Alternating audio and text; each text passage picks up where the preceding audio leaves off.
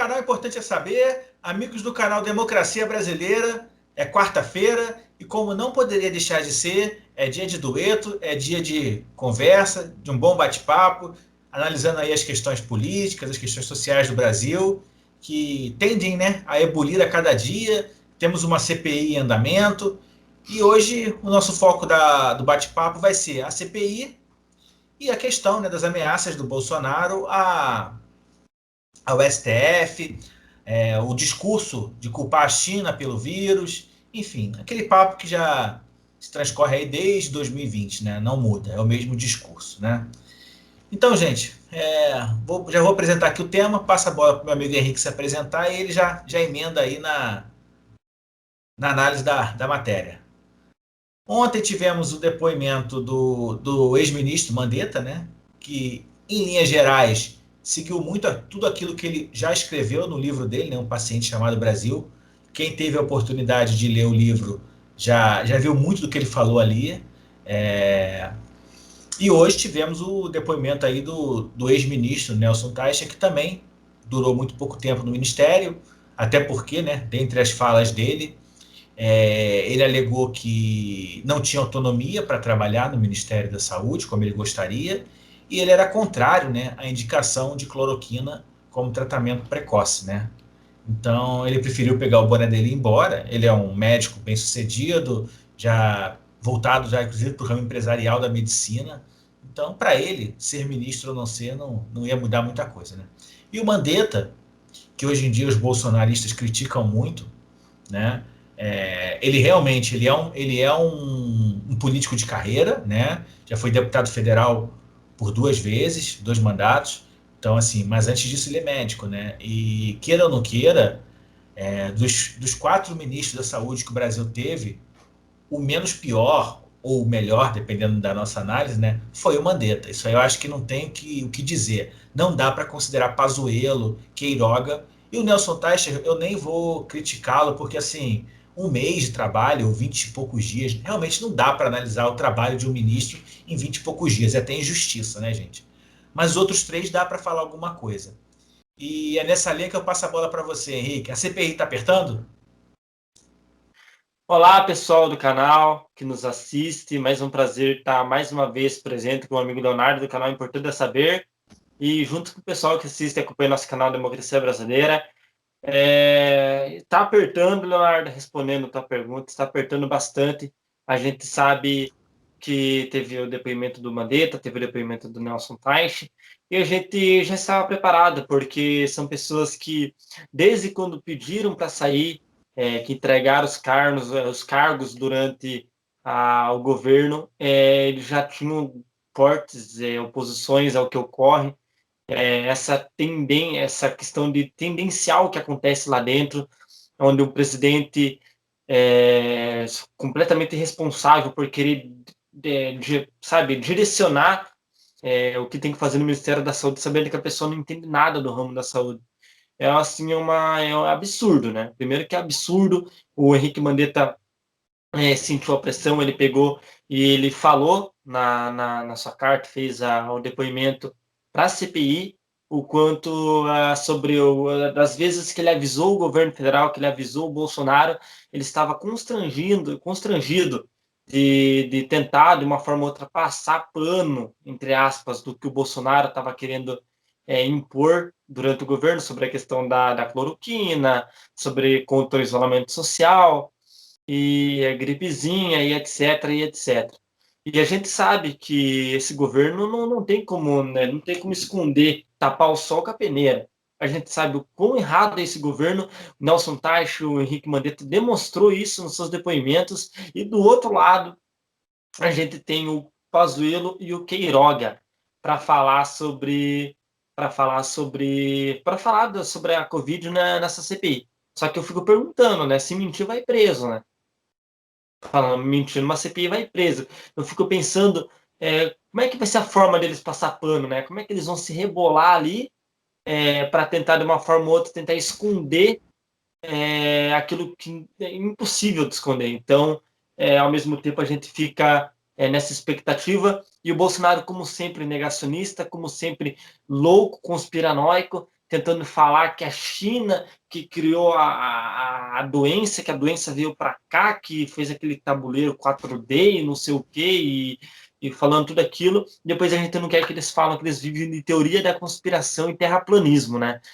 Então, difícil de conversar com uma pessoa assim, porque infelizmente a seriedade do presidente, ele não tem, a cabeça dele parece a cabeça de uma pessoa louca, uma pessoa imatura que quer esconder com coisas, cortina de fumaça, aquilo que é impossível de se esconder, que é os fatos, aquilo que a realidade nos mostra, que o Brasil está vivendo a maior crise da história econômica que o Brasil está enfrentando, a maior crise sanitária da sua história, e tudo isso tem um nome que se chama-se a culpa de Jair Messias Bolsonaro, e a gente sabe muito bem disso. É verdade. E falando já, né, acho que já discorremos bem sobre a questão do Mandetta e do Taishi. E a questão interessante foi o Pazuello, né, apresentar um atestado médico, ou seja, há 10 dias atrás ele estava andando no shopping em Manaus, numa boa, sem máscara, peito estufado. E aí a CPI convoca, bota atestado, não pode, tá doente. Assim, tem um ditado que diz, né? Tem dois ditados que dizem. Um é, galinha de casa não se corre atrás. Não tem jeito. Ele vai ter que sentar a busão, falar e vai ter que falar. Mais cedo ou mais tarde, ponto. E segundo, ele é um general. Ele não pode ter medo de depor. Imagina se fosse uma guerra. Não, para Berlim eu não vou. Se fosse Segunda Guerra Mundial, invasão de Berlim. Não, Berlim eu não vou não, tô com dor na perna. Stalingrado, não, nem pensar. Cara, entendeu? Não é por aí. Eu acho que, infelizmente, ele sabe que ele vai ser o pior prejudicado, mas não foi por falta de aviso. Todo mundo falou para ele. Já teve vários comentaristas, vários analistas políticos que sempre disseram: cuidado, porque o caminho que você está indo é errado. E aí entra a ambição, acho que entra o olho no dinheiro, né? Até porque, vamos ser sinceros, né, Henrique? Um general de 3 estrelas não ganha tão mal assim, que está passando necessidade, que tem que assumir um cargo de ministro para poder sobreviver, né? Então, assim, eu acho que ele não precisava, nessa altura do campeonato, nessa altura da vida dele, já no final de carreira, topo da carreira dele, ele não tem como galgar postos maiores. Então, eu acho que ele tinha que simplesmente começar a se preparar para botar o pijamão. Só que ele largou o pijama e quis ir para ativa. E ir para ativa numa área que ele tem total desconhecimento, que é a saúde, né? Aí fica difícil. Ah, com certeza, Leonardo. Ele teve uma passagem dele aqui em Cascavel, uma cidade aqui do Paraná. Ele pegou e estava aqui em Cascavel, visitou o grande problema que Cascavel estava enfrentando em relação aos leitos e de UTI e sobre a questão da superlotação. Visitou normalmente, depois saiu do Ministério da Saúde, mas eu não consigo entender onde que está o negacionismo dessas pessoas. A gente vê um presidente que parece que só está na presidência da República por lazer, porque a gente vê presidente correndo em pista de atletismo, em Cascavel, onde que estava tendo um grande problema em relação a leitos, a gente vê presidente jogando partida de futebol na Vila Belmiro, a gente vê presidente andando do jet ski, a gente vê presidente nadando, pulando do barco, fazendo mergulho. Andando Peraí, de cavalo. andando de cavalo, e tudo isso no momento de pandemia, no momento onde que milhares e centenas e milhares de mortos pela pandemia estão tendo no nosso país. Milhares e milhares de famílias lamentando pelos seus parentes que faleceram, que vieram a óbito, e o cara dando barrigada na água, andando de cavalo, correndo pista de atletismo e andando de jet ski. A gente não sabe em que mundo vive o Bolsonaro. A gente não sabe se eles vivem num mundo paralelo, porque eu não duvido que ele é uma pessoa que tem problemas que tem grandes problemas aí que tem que ser revisto pela psicologia, pelos psiquiatras, pode ser, mas a questão que fica da forma que ele está tratando a pandemia é fria, é cruel. Ele é um homem mau. E isso é mostrado a cada dia, a cada ação que ele faz, porque isso não se faz nem com o seu pior inimigo. E ele trata o povo brasileiro, porque para ele, o brasileiro é aquele que apoia ele, é aqueles que apoiam ele. Para ele, os outros, digamos que os 48 milhões que foram que não votaram nele, porque a gente sabe muito bem que milhões e milhões já pediram desculpa, ou se acabaram vendo que não é o que eles votaram, já não votam mais nele. Ou seja, é só os gado, é só o fanático que segue ele, que é o povo brasileiro, porque os outros, para eles, são tudo venezuelano, como eles dizem, ou vestem vermelhos, são comunistas. E a gente sabe que ele está contra milhões de brasileiros. Então, esse deboche, essa questão de tratar o povo brasileiro com uma frieza, com essa questão horrorosa que ele trata o povo, ele está tratando a nossa nação como se fosse uma inimiga. Infelizmente, a gente colocou muitas pessoas colocaram, a gente colocou um presidente lá que trata a gente como inimigo.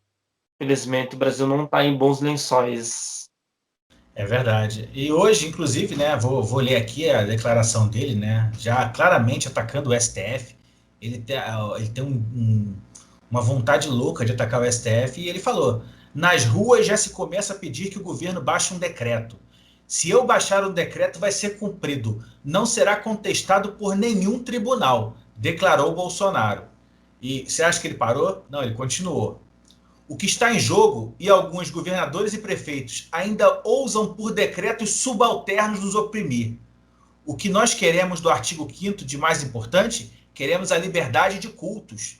Queremos a liberdade para poder trabalhar. Queremos o nosso direito de ir e vir. Ninguém pode contestar isso, declarou o presidente. Então só vou dar 2 comentários aqui que eu acho incongruente a fala do Bolsonaro. Porque como um governo que defende uma ditadura militar e defende um estado de exceção, fala em liberdade de ir e vir. Quando a gente está num estado de exceção, a gente não tem liberdade de ir e vir. A gente não tem o artigo 5º da Constituição vigorando. Essa é a primeira coisa que torna incongruente esse governo. Como é que você defende um golpe militar, um estado de exceção, né, um AI-5 da vida, e ao mesmo tempo defende liberdades e garantias constitucionais? Incongruente.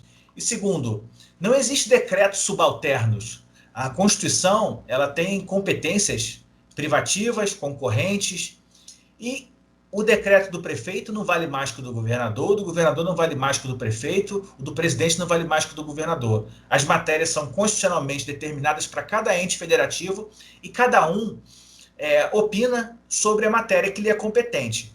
E o que o STF falou, volta a repetir aqui, porque a gente vê de novo o gado bolsonarista falando, insistindo na questão de que o STF proibiu o presidente de agir. Mentira! A única coisa que o STF falou que a competência para estabelecer fechamento e aberturas de comércio era local, ou seja, não era da União Federal. Ponto. Agora, o STF não falou que a União não poderia comprar vacinas, muito pelo contrário. Se a União tivesse comprado as vacinas no momento certo, a gente não estaria vivendo o que a gente está vivendo hoje, né? Um percentual aí de menos 10% dos brasileiros vacinados com as 2 doses é ridículo, né? E todo esse engendramento de matérias, de querer embolar a mente do povo, que muitas vezes é limitado por criar um ídolo na política. Não se cria ídolos na política, gente. Ídolos, no máximo no esporte, na música, mas na política não. Qualquer um que senta a cadeira lá, ele está suscetível a acertos e erros. E se errou, e se cometeu crime, ele tem que sair. Não é à toa, eu até brinco com meu amigo Henrique, a Terra é redonda, não é quadrada, não é plana. E eu acho que às vezes certas pessoas perderam a capacidade de enxergar isso, criando um ídolo político que se coloca acima do bem e do mal e que na verdade está jogando o Brasil num quadro gravíssimo. Ninguém contesta a não compra de vacina, contesta o fechamento do comércio. Se a gente tivesse comprado as vacinas no ano passado, o Brasil hoje poderia ser uma Israel ou uma Nova Zelândia. Mas infelizmente é o Brasil, um dos piores exemplos, um dos piores países nessa pandemia, né, meu amigo Henrique? Com certeza, o Brasil tem 56º ou 58º em relação à taxa de vacinação por cada habitante, né?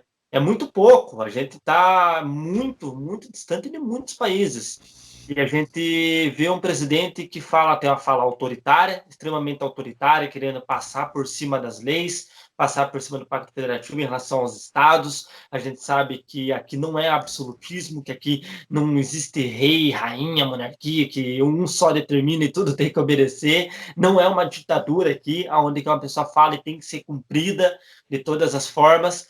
Aqui existe democracia, aqui já existe os estados, os governadores que foram votados e eleitos democraticamente pela população, e a gente sabe que existem leis, intermediações e leis.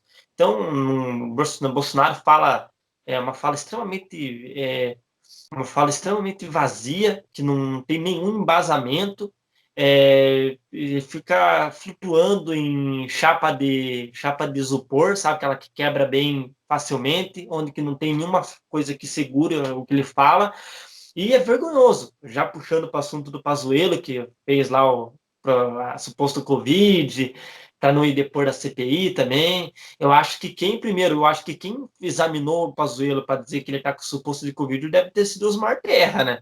Porque não é brincadeira, né, cara? O cara já estava no hospital por causa da Covid, o Bolsonaro foi esculachar o cara no hospital e o cara tá com suposto de Covid. Então, perto de uma CPI ainda, né? É muita coincidência, né? Mas é isso aí, cara. Esse governo está caminhando para algo imensuravelmente ridículo. Lembramos, não vamos esquecer que Pinochet, Sebastião Pinheira, Ivan Duque, vamos esquecer também Franco, até pessoas aí, Göring, até o Goebbels, o Hitler, grandes pessoas que causaram grande mal aos seus países. Tem pessoas que gostam, pessoas idólatras a esses tipos de líderes. Então não vamos nos esquecer que nem sempre o que o povo apoia é o certo, o que alguma parte do povo apoia é o correto. Então a gente sempre tem que abrir os olhos, não querer falar que ele é isso, mas a gente sabe que nem sempre a voz do povo é a voz de Deus, né? De boa parte desse povo. A gente tem que olhar o povo em conjunto, saber absorver as posições de de todo o povo brasileiro, não só de uma parte, uma fração do povo, né? Que isso é querer desvalorizar todo o resto. É verdade, Henrique. Já vou me despedir aqui. Vou só deixar aqui a última matéria que é interessante, né? O Bolsonaro hoje voltou a acusar também a China, né, de ter criado a Covid-19 em laboratório para estimular a queda dos outros países e o aumento da sua economia. Ou seja, ele simplesmente insiste contra o país que mais compra matéria-prima do Brasil. É um dos únicos países que eles têm superávit primário. Ele insiste. E vocês, que são do agronegócio, abram seu olho, porque o dia que a China fechar a torneirinha, acabou para vocês também, tá? Não pensem que vocês vão sobreviver com as exportações para os outros países, porque cada vez mais estamos isolados e a hora que um romper os contratos de compras de importação, os outros também vão romper. Então, muito cuidado, né? Eu acho que a ideia é essa. Vamos, já que chegamos até aqui, a CPI tem que ir até o final agora. Vamos apurar tudo sim. Ah, tem que parar o Brasil por um mês. Para por um mês. Já que chegou até aqui, pior do que tá, não fica? Então vamos fazer o seguinte: vamos parar e vamos apurar de quem é a responsabilidade. E uma outra coisa que a gente pode até discutir no próximo tema também, que é muito interessante, foi a suspensão, né, do cadastro do IBGE desse ano, que ia trazer números pavorosos para esse governo, né? Desemprego, porque o desemprego que está aí beirando os 15 milhões, com certeza é muito mais, gente. Com todo respeito, não estou desmerecendo, muito pelo contrário, são escravos do empresariado, né? Esses motoristas de aplicativo, esses motoristas de entrega de Uber, que são considerados como microempresários ou autônomos, na verdade eles são escravos. E você considerar isso como um emprego ou como de alguma forma, um empreendedorismo, isso é um absurdo, desculpa o termo, uma puta sacanagem. Mas essa é só a minha opinião, gente. Vou me despedir aqui, passar a bola para o Henrique comentar esse finalzinho aí, também se despedir. Muito obrigado a todo mundo que acompanha o canal Democracia Brasileira, o canal é Importante Saber. A gente pede demais a ajuda de vocês, se inscrevendo, compartilhando, divulgando, deixando like, porque infelizmente o YouTube nem sempre notifica de todos os vídeos, não recomenda vídeos de canais pequenos, então assim, é muito importante a gente ter uma divulgação, sim, bem que amadora mesmo cada um por si, um a um, para poder chegar no número que o YouTube considere como um número razoável, e aí sim mostrar a gente para o globo terrestre como um todo, né? Que, diga-se de passagem, é redondo. Henrique, bola tá contigo, muito obrigado, meu amigo. Valeu, obrigado. Agradeço a todos vocês que nos assistiram, só para um fecha. Bolsonaro falando da China é bizarro, né? Lembra, não vamos nos esquecer que o guru dele é o Olavo de Carvalho. E vamos relembrar a fala do Olavo de Carvalho, falando que na Pepsi, a Pepsi é feita através de fetos de bebê. O guru do Bolsonaro falou que a Pepsi, o que vai na Pepsi é fetos de bebê. Então não vamos esquecer que o guru do Bolsonaro é outro. Então eu acho que as ideias que ele está tirando também vem um pouco lá daquela extrema direita norte-americana lá, que é mais bizarra que a outra, né? Muito obrigado a todos aí que nos assistiram. Se inscreva, deixe seu like, compartilhe, comente, que isso gera engajamento para mim, para o Leonardo, para o canal Democracia Brasileira, o canal Importante é Saber, e juntos contra o extremismo, sempre tentando passar a verdade e não passando pano para ninguém. Muito obrigado, até o próximo vídeo. Valeu, Leonardo. Até o próximo vídeo. E só lembrando que o Olavo de Carvalho não tem nem o ensino médio, né? E se diz filósofo. Depois dessa eu vou embora. Tchau, Valeu. gente. Obrigado. Tchau.